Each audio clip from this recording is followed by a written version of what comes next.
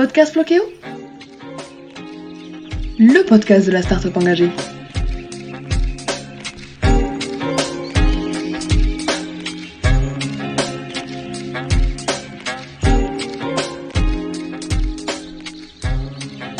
Hi everyone, welcome to your weekly podcast. We are delighted to have you with us today. This week we will discover the secrets of India with a native, Murugesh. This podcast is in English. Don't hesitate to tell us in comments if you would like to hear more like this one. So, Murugesh, thank you for being here with us.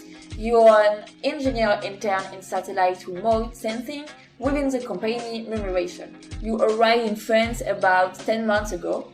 Originally from India, who better could tell us about this country and its culture? First of all, where do you come from India, and what are the specificities of your region or country? Thank you for the warm welcome. Hi all, I am Murugesh from India, a country with a rich history of culture, language and food. I was born in Pollachi, Tamil Nadu and did all my schooling there. One very important thing that I want to make clear is that there doesn't exist a language which goes by the name Indian. There are numerous languages in India with respect to different regions and associated dialects within each region. We speak the language Tamil in our place. The languages vary from region to region. And what are the traditions or elements that shape the Indian culture? In my point of opinion, the feeling of sticking on to the old heritage and certain valuable beliefs still hold the shape of Indian culture. There are so many actions and customs that we follow that have scientific reasons behind it. Even the diet has been very healthy and is a complete proper mixture of all the required components like minerals, vitamins, carbohydrates, etc.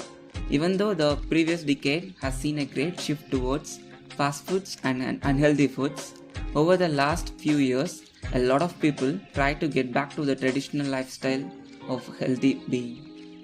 The number of travelers in India is increasing considerably. What impacts have you noticed and could be the solutions?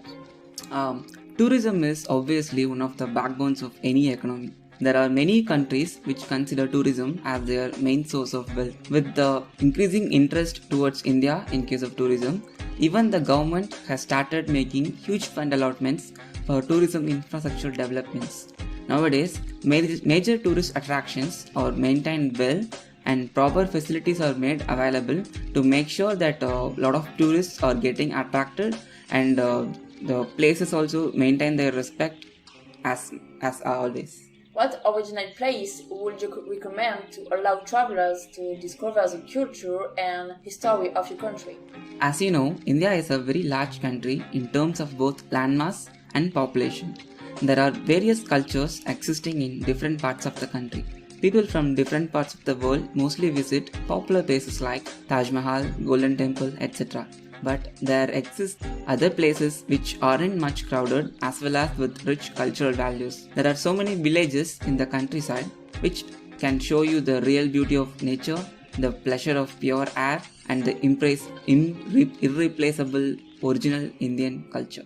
And what are the differences between India and France that have impressed you the most? One significant difference that I noticed is that in India, all the markets and shops will be open during Sundays. But in France, it's quite the opposite. There is a huge change for me regarding this. In case of work-life balance, one goes well. In case of comfort of the customers, the other goes well. I still find it hard that I cannot do my Sunday shopping. India is known to be a dangerous country for women.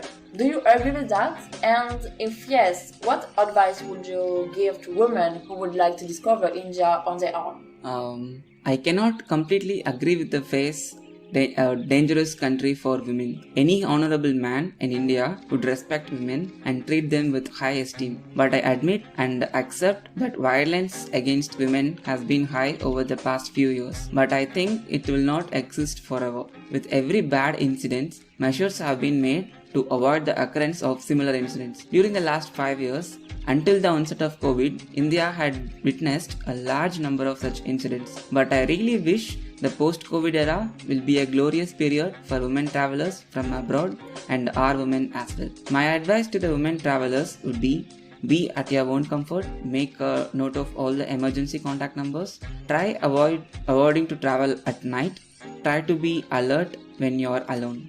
More generally, what advice would you give to travelers who want to visit India? For instance, are there any codes to adopt? Absolutely. There is no such specific advice for them that I can give. There are so many places to visit in India with a varied biodiversity ranging from deserts, lakes, beaches, hills, etc. There are various regions in India, each with their own traditions, cultures and values. My advice would be, don't visit thinking that you are visiting the whole India. Choose a specific region and visit and have your own time. Take time and check out the other places progressively so that you can feel the whole thing properly.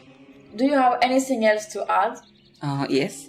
India is a highly digitalized country. From a commercial point of view, you can pay by digital wallets in almost any shops or market. Also, India is not so costly for most of the tourists from Europe. I have seen and heard so many places getting ready to welcome tourists again. As the COVID cases are decreasing gradually and the vaccination drives are going with a strong momentum, I think we can see even more tourists this year. Remember, summer is coming. Pack your bags, ciao. Thank you a lot, Murugesh, and thank you all for listening so faithfully. You can find a full article of inspiration that is a true invitation to travel to India in the blog of Flokeo this week. We'll see you next week, and in the meantime, always remember to travel with the green heart full.